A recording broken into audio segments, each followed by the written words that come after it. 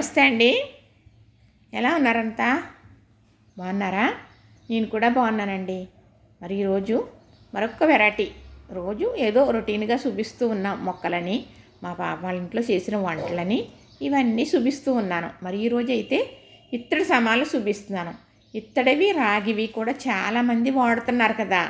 వాడే విధానం చెప్పడం కోసం నేను చూపిస్తున్నాను. పూర్వం ఎలా వాడేవారు, మరి పూర్వం ఇత్తడి బిందుతో నీళ్ళు కాసుకోవటం, ఇత్తడి గుండుగుతో అన్నం వండుకోవటం అలానే చేసుకునేవారండి. అయితే ఆ ఇత్తడిది ఎలా వాడుకునేవారు, ఎలా ఉండేవి, మనం ఇప్పుడు ఎలా వాడుకుంటున్నాము, అలా ఎలా వాడుకోకూడదు, ఎలా వాడుకోవచ్చో ఆ విధానం చెప్పాలి అని. ఇప్పుడు రాగివి కూడా వస్తున్నాయి, ఇత్తడి కూడా వస్తున్నాయి. మరి ఇన్ని సామాన్లు మీరు కొన్నారా, పూర్వయ్యా అనుకుంటున్నారా? ఇది ఇప్పుడు ఇప్పుడు అంటే 5 సంవత్సరాల కిందట కొన్నాయే కానండి, పూర్వమే కాదు. పూర్వం ఎలాంటి వస్తువులు ఉండేవో అలాంటివి మాత్రం కొనడం జరిగిందనమాట.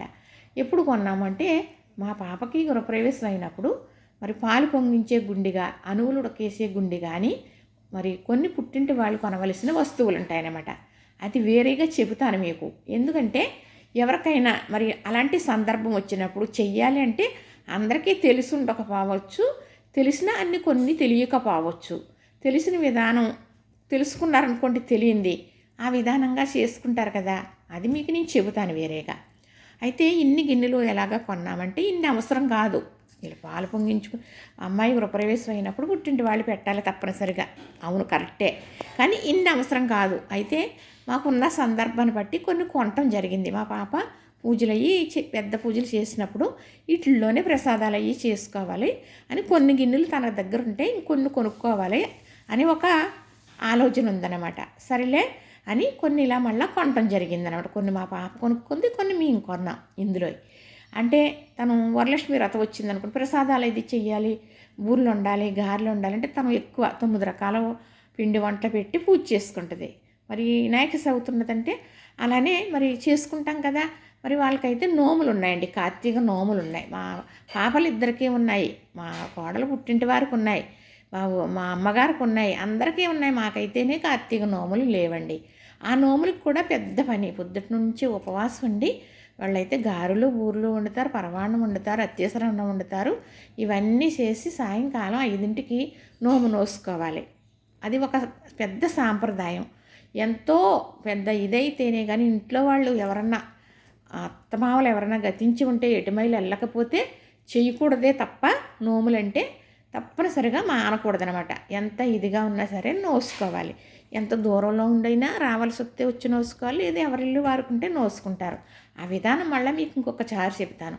ఆ నోవులకు కూడా మా పాప ప్రసాదాలు అవి చేసుకోవటానికి అవసరం అని చెప్పి తీసుకోవాలి. ఇత్తడి గిన్నెలు ఇలాగా కొన్ని ఉన్నాయి కదా, కొన్ని తీసుకోవాలని తనకు ఆలోచన ఉందన్నమాట. అయితే సరే అని మేమైతే గృహప్రవేశానికి కొనుక్కున్నాం, తను కొనుక్కుంది. అవి మనం గృహప్రవేశానికి పెట్టి ఏంటి, ఎలా పెట్టాలి పుట్టింటి వారు అనేది మీకు నేను మళ్ళీ వీడియో పెడతాను. ఇప్పుడు ఇత్తడి గిన్నెలు వాడుకోవాలి. మనం దేవుడి దగ్గర ప్రసాదాలకు కానీ మనం ఇంట్లో ఒకేలా వంటలకు కూడా చేసి చూపిస్తున్నారు చాలామంది. కానీ పూర్వం ఎలా వాడేవారో తెలుసా అండి ఇత్తడి గిన్నెలు? ఎవరికైనా ఇత్తడి గిన్నెలు వాడే విధానం ఏంటో తెలిసినా? మరి ఇత్తడి గిన్నె ఇది ఇత్తడిదేనండి, ఇదిగో ఇత్తడి గరిటె ఇది చూడండి. ఇది నేను లేవదీస్తున్నాను కానీ చాలా బరువు అనమాట. ఇత్తడిది తూకానికి కూడా చాలా బరువుగా వచ్చింది. మేమైతే ఈ అమ్మాయి గృహప్రవేశానికి కొనటం జరిగిందనమాట. ఇది తనవే కొనుక్కుందిలేండి. కానీ ఇదైతే కాడ ఇనపదేశాడే తప్ప పట్టుకోవటానికి మంచి స్ట్రాంగ్గా. ఇది ఇత్తడి గిన్నె. ఈ లోపల ఎలా ఉంది, బయట ఇత్తడిలాగా లోపల ఉందా? లేదు కదా, కడాయి అన్నమాట. దీన్ని ఇలా సేమెన్ రంగు ఉండటం అలాగా కడాయి అంటారు. అలా ఉన్న దాంట్లోనే పులుపు ఉప్పు వేసిన ఐటెం చెయ్యాలి. అంతేగాని ఇలాగా చూస్తున్నప్పుడు ఈ ప్లేట్ ఉంది కదా, ఇత్తడి ప్లేటు, దీనికి కడాయి లేదు. ఇందులో ఉప్పుకు సంబంధించింది, పులుపుకు సంబంధించిన ఐటము వేయకూడదు, వేసింది మనం తినకూడదు. అది చాలా ప్రమాదం అన్నమాట. మరి పూర్వం ఏమనేవారు, ప్రమాదం తినకూడదని చెప్పడం తెలుసో లేదో నాకు తెలియదు కానీ కిలమూరిపోతుంది, జబ్బు చేస్తుంది అనేవారు, అంటే అనారోగ్యం చేస్తుంది అని అలా ఉన్న దాంట్లో వేసేవారు కాదు. మరి ఇత్తడే వాడేవారు. మరి అప్పుడండి అంటే చెబుతాను. ఇప్పుడు ఇదిగో ఇది ఉంది కదా, ఇది ఇలా కళాయి ఉంది కదా, ఇలాగ ఇందులో బూరెలు వండుకోవటం అని, ఏమన్నా ప్రసాదాలు చేసుకోవటం అని వండుకునేవారు, వాడుకునేవారు. ఇది కనుక వాడగా ఏమవుతుందంటే కళాయి అనేది పోతుంది అనమాట. ఇది సీవంటి రంగు ఉంది కదా, వాడగా వాడగా పోయిందనుకోండి, అప్పుడు కళాయి వేయించుకుంటాం అనేవారు. అది కళాయి వేసేవారు వచ్చేవారు ఇంటికి, కళాయి వేస్తామండి అని, అంటే లోపల ఈ రంగు వేస్తామని. అది వేడి చేసి ఒక పెన్సిల్ లాగా ఉంటుంది అన్నమాట అండి, దాన్ని ఇలాగా రుద్దుతారనమాట. రుద్దితే ఆ రంగు వచ్చేస్తుంది అనమాట. అలాంటి దాంట్లో మాత్రమే మనం వంట వండుకోవాలి. ఉప్పు పులుపు ఉండే ఐటెం మనం ఇందులో వండుకోవాలి. మనం అలా కాకుండా ఇత్తడిలాగా ఉండే దాంట్లో వంట వండకూడదు. అన్నమైనా కూడా వండకూడదు. ఉప్పు పులుపు ఉంటుందా, ఉంటుందా అన్నంలో? ఉండదు. అయినప్పటికీ వండకూడదు. నా దగ్గర గిన్నె ఉన్నదండి, దానికి కళాయి లేదు. అయితే అందులో నేను అన్నం వండితే ఆ తర్వాత కిలం ఊరిపోయిందనమాట. అది కిలం అంటే ఏ కలర్ అంటే నీలం రంగు వస్తుంది అనమాట, బ్లూ కలర్ వస్తుంది. అది కిలం అనమాట. అది మనం నోట్లో పెట్టలేము, తల తిరిగిపోద్ది అనమాట. అది విషం. దానివల్ల చాలా ప్రమాదం.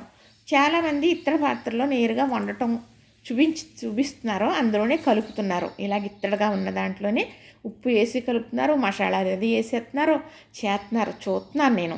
కానీ మరి అలా చేసేవారు కాదు పూర్వం. ఇలా కళాయి ఉండాలి.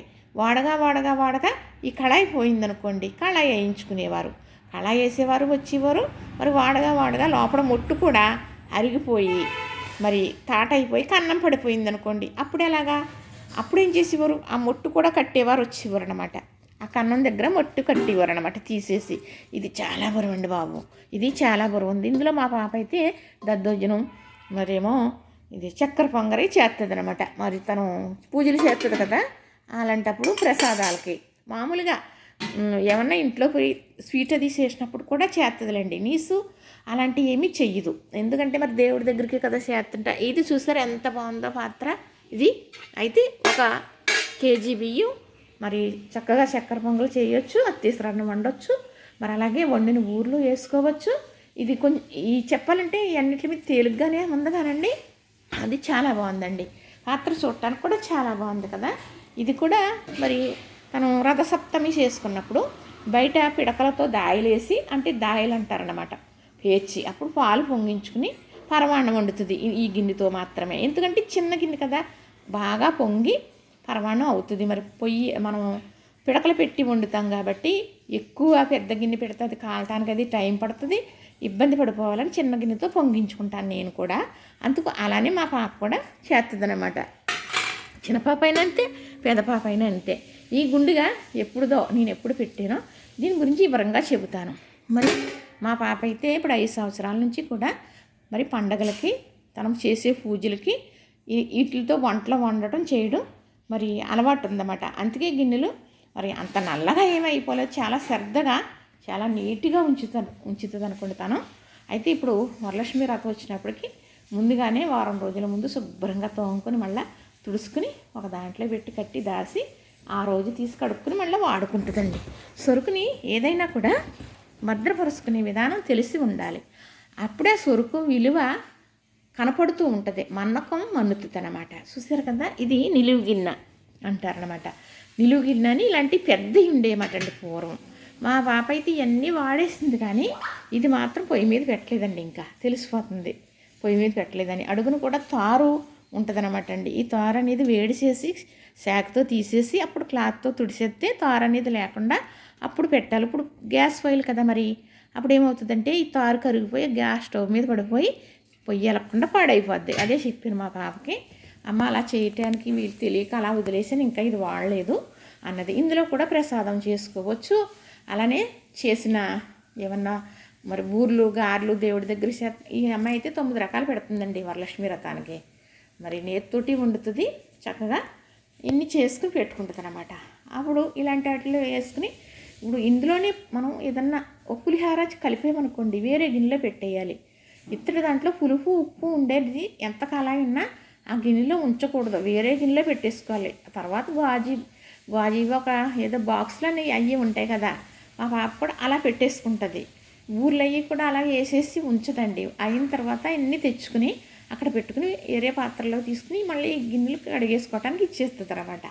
అలాగా వాడుకోవాలి, వాడుకునే విధానం తెలియాలి. మనం సరుకు ఉన్నది అంటేనే, కానీ మనం ఇత్తడి సమాల్లో వండుతున్నాం చూపించేస్తున్నాం అంటే అది ఎంతవరకు ఆరోగ్యం కూడా చూడాలి. అదైతే కళాయి అండి, ఇత్తడి కళాయి, అందులో బూర్లు వండుతుంది, గారెలు వండుతుంది. ఇదిగో ఇదైతే ఇది కూడా గరిటెలు చూసారా, ఈ గరిటెలు ఉన్నాయంటే మీకు వాడకూడదు అని చెబుతున్నాను. మరి ఇత్తడిదే కదా అయ్యి, అప్పుడు ఉప్పు పులుపు ఉండే ఐటెం ఏది కూడా అందులో గట్టి పెట్టదండి మా పాప. ప్రసాదం ఉందనుకోండి చేత్తది, పరమాణం ఉందనుకోండి చేత్తది, తీసేసి వెంటనే గరిటె పక్కన పెట్టేసి ఇది వేరే దాంట్లోకి మార్చేసుకుంటుంది తప్ప గరిటె అందులో ఉంచేసి కూడా ఉంచకూడదు. పులుపు ఉన్నదన్నా లేదన్నా ఇత్తడి అనేది కిలమూరుతుందండి. కళాయి ఉండాలి, అది చెప్పాలని నాకు. అంటే పూర్వం కళాయి లేదు పోయింది అని వాడటం మానేసేవారు. కళాయి వేయించుకున్నాక మళ్ళీ వాడేవారు. కళాయి అంటే లోపలి కలర్ అనమాట. ఇదిగో అంటే మా వారు అన్నారు, తీసుకెళ్తే మనకి సామాన్ కొట్టు దగ్గరికి వెళ్తే ఆయనే ఈ కళాయి చేయించి ఇచ్చేస్తారు అని. అదొక పెన్సిల్లాగా ఉంటుందటండి. అది వేడి చేసి అది రాస్తారట, అంతే కళాయి అయిపోయింది. ఇది చూస్తారు ఈ పాత్ర ఎంత బాగుందో, ఇది ఎంత ముచ్చటగా ఉందో కదా చూడటానికి. ఇలాంటివి ఎక్కడ కొన్నారండి అని అడుగుతారు. కానీ మనం వెళ్ళినప్పుడు మరి మాకైతే పెద్ద పెద్ద కొట్లు ఉంటాయండి. ఆ కొట్లో మనం తడుముకుని తీసుకోవాలన్నమాట. ఇది బాగుంటుంది అది బాగుంటుంది అని. అది ఎంత బాగా ఏరుకున్నారమ్మా అని ఏదో మురిసిపోతారండి ఆయన. అంటే అలవాటు అయిన కొట్టు అనమాట. అయితే ఈ కొని 5 సంవత్సరాలు అయిందండి. కానీ మరి ఇలాగా పండగలకి వాడుకుంటుంది మా పాప. ఇట్లు ప్రసాదాలు చేస్తుంది దేవుడికి సంబంధించినవి. మరి అలానే మరి నేను చెప్పేది ఏంటంటే కళాయి లేకుండా మీరు ప్రతి గిన్నె చూశారు కదా, మీరు కళాయి ఉంది కదా, అన్నిటికీ కళాయి ఉంది. కళాయి లేనిది గిన్నె లేదు. ఇవన్నీ కూడా పొయ్యి మీద పెట్టి వాడుకోవచ్చు. ఉప్పు పులుపు వేసి కూడా వండుకోవచ్చు. వండిన తర్వాత తీసేయాలి వేరే గిన్నెలోకి. ఇది మాత్రం పదే ఎందుకు చెప్తున్నానంటే కిలమూరిపోతుంది. అది మన హెల్త్కి చాలా ప్రమాదం. ఇత్తడి గిన్నెలో మనం ఉప్పు పులుపు ఉండే వంట వండితే తింటే చాలా ప్రమాదం అండి. ఇది మాత్రం నాకు తెలిసిన విషయం. అదే చెప్పాలని ఈ వీడియో చేస్తున్నాను. చూసారు కదా ఇత్తడి గిన్నెలు మీకు నచ్చినాయా? చూడటానికి ముచ్చటగా ఉన్నాయా? ఇప్పుడు చిన్నవి మనకి కావాలి పూజ దగ్గరికి అయ్యి చేసుకోవచ్చు. అబ్బా పలానా వాళ్ళు చూపించారు అని నేను కూడా అలా అనుకుంటాను. మీరు కూడా అలా అనుకోవచ్చు కదా. అయితే మరి అప్పుడైతే 25,000 అవినాయండి. ఈ ఇత్తడి సామాన్లన్నీ కొనటానికి 25,000 అవినాయి. దీనికి తోడుగా ఎండు బిందు కూడా కొనటం జరిగింది. అది ఎలాగా ఏంటి అనేది మరొక వీడియో పెడతాను తప్పనిసరిగా చూద్దురుగాని. ఎందుకంటే అది అమ్మాయిలకి మన అమ్మాయి గృహప్రవేశం అవుతుందనుకోండి, చెయ్యాలి. తెలియనప్పుడు చెప్పాలి కదా. ఎవరన్నా తెలియని వారు తెలుసుకుని చేసుకుంటారు కదా. అది కూడా మీకు నేను చెబుతాను. చక్కగా ఇత్తడి సామాన్లు వాడుకునే విధానం ఇదండి. వంట అయిన తర్వాత తీసేసి అవి మళ్ళా తోమి కడిగి చక్కగా పొడిగుడ్డతో తుడుచుకుని ఆరబెట్టుకుని భద్రపరచుకోవాలి. మనం ఇత్తడి గిన్నె కళాయి ఉన్న గిన్నె కదా అని ఆ ఐటెం అయిపోయేదాకా అందులో మాత్రం ఉంచకూడదు. ఎంత కళాయి ఉన్నప్పటికీ కూడా ఎంత మంచిది అంటున్నారో అంత ప్రమాదం కూడా ఉంటుందన్నమాట వాడుకునే విధానం మనకు తెలియకపోతే. అదండి ఇలాగా ఉన్న దాంట్లో ఉప్పు పులుపు ఉండే ఐటెం పెట్టి ఇందులో తినకూడదు. ఈ ప్లేటే కదా ఇత్తడి ప్లేటు, పుల్లటి పదార్థం కానీ ఉప్పుతో ఉన్న పదార్థం కానీ ఈ ప్లేట్లో పెట్టుకుని తినకూడదు. కిలమూరిపోతుంది తెలుసా. మరి అస్సలు వేయనిచ్చేవారు కాదు. ఇదేనండి మీకు చెప్పాలన్నది. చూశారు కదా, నచ్చింది కదా. మరి ఇతర సామాన్లు నచ్చినాయా మీకు? చూడటానికి చాలా ముచ్చటగా ఉన్నాయి కదా. కళాయి అయితే వెనక్కుండిపోయిందండి. అన్ని బరువైన ఐటెం తీసుకున్నాం, అందుకే అంత రేట్ అయింది. ఎందుకంటే ఇలా బరువు ఉంటే మనం ఐటెం ఏది వండినా చక్కగా కుక్ అవుతుంది మాడిపోకుండా. అదే తాట గిన్నె అనుకోండి, లోపల ఐటెం ఉడకదు కానీ గిన్నె అయితే మాడిపోతుంది అన్నమాట. అందుకు మనం ఇలా మన సేవండి పాత్రలు పూర్వం నుంచి వాడుతున్నారనుకోండి. మట్టి పాత్రలు వాడే రోజులు ఎప్పుడో అయిపోయినాయి.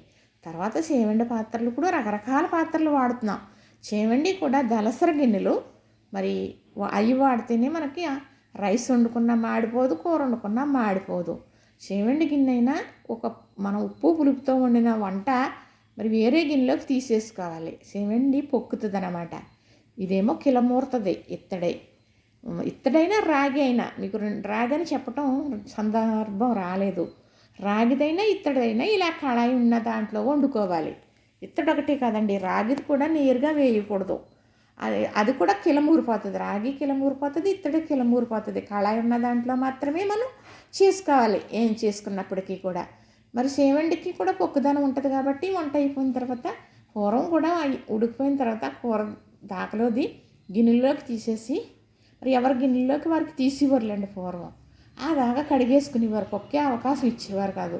వండిన కూర అలాగే ఉంచేస్తే సేవండి అనేది ఆ పులుపుకి ఉప్పుకి పొక్కుపోతుంది. దానివల్ల మనకి హెల్త్ ప్రాబ్లం వస్తుంది. ఇది తెలిసిందే. ఇది మాట అండి. చూసారు కదా, ఇత్తడి రాగి కూడా ఇలా కళాయి ఉన్నాయి మాత్రమే మనం వాడుకోవాలి అని చెప్పాలన్నదే నా ఒక్క అభిప్రాయం. ఇవన్నీ చొత్తి ముచ్చటగా ఉన్నాయి కదా. 25,000 పెట్టి కొనుక్కున్నామండి. అప్పుడు పాపయ్య అయితే నేను కొన్నవైతే 25,000 ఇద్దరం. తను కొనుక్కుంది కావాల్సినవి కొన్ని. ఈ పెద్ద పెద్ద శాలరీలు నిలువుగిళ్ళన్నీ మా పాపే కొనుక్కుంది. మనం గృహప్రవేశానికి పెట్టిన ఐటమ్ ఉన్నది కదా, అది వల్ల నేను చెప్పి మీకు చూపించి ఎలా పెట్టాలి, ఎందుకు పెట్టాలి, మనం పెట్టినట్లతో ఏం వండుతారు అనేది మీకు వివరంగా చెబుతాను. సరేనా? చూసారా మరి చక్కగా చూస్తుంటే ముచ్చటగా ఉన్నాయి కదా. మరి చూడటానికి ఎంత అందంగా ఉన్నాయో వాడుకోవడం కూడా అంత బాగా వాడుకోవాలి. అది ఎలా వాడుకోవాలో అలాగనే వాడుకోవాలి, లేకపోతే హెల్త్ కూడా దెబ్బతింటుందండి. మరి తెలిసింది చెప్పకపోతే నాకు దోషం అని చెబుతున్నాను. చూసారు కదా, నచ్చింది కదా. లైక్ చేయండి, షేర్ చేయండి, సబ్స్క్రైబ్ చేయండి.